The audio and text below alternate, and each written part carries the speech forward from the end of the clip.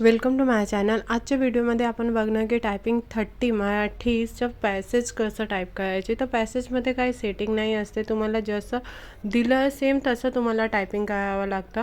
आणि तुमचं hall ticket आला असेल तर तिथे पण तुम्ही गेले टायपिंगसाठी तर फर्स्ट तुम्ही आपला PC मध्ये ICM चेक करा की ICM आहे की नाही असला तर तिथे जे सेंटरमध्ये जे कोणी असेल त्यांना सांगा, तर ते हे प्रॉब्लेम सॉल्व करून देतील. आणि टाईम व ध्यान द्या की टाईमच्या आधी तुमचा पॅसेज टाईप व्हायला पाहिजे. इथे जितकी तुम्ही चुकीचं टाईप करणार ते तुमचे मार्क्स कट होणार.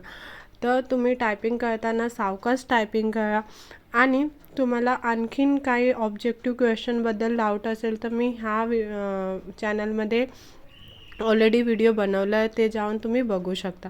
तर नॉर्मली आपल्याला जे जे इथे दिलं आहे ना ते सेम तुम्हाला इथे टायपिंग करायचे असतं. बाकी पॅसेज टायपिंगमध्ये काहीच नाही असतं. तर तुम्ही घाबरू नका, सावकाश एक्झाम द्या. आणि हा व्हिडिओ तुम्हाला आवडला असेल तर चॅनलला सबस्क्राईब जरूर करा. अँड काही पण डाऊट असला तर कमेंट बॉक्समध्ये मला विचारू शकता. तर आता बघा, ऑलमोस्ट हाफ पॅसेज आपला टाईप करून झालेला आहे. तर आपण हे पॅसेज पुन्हा टाईप करून घेऊया आणि बघूया की आपल्याला किती मार्क्स पडतं.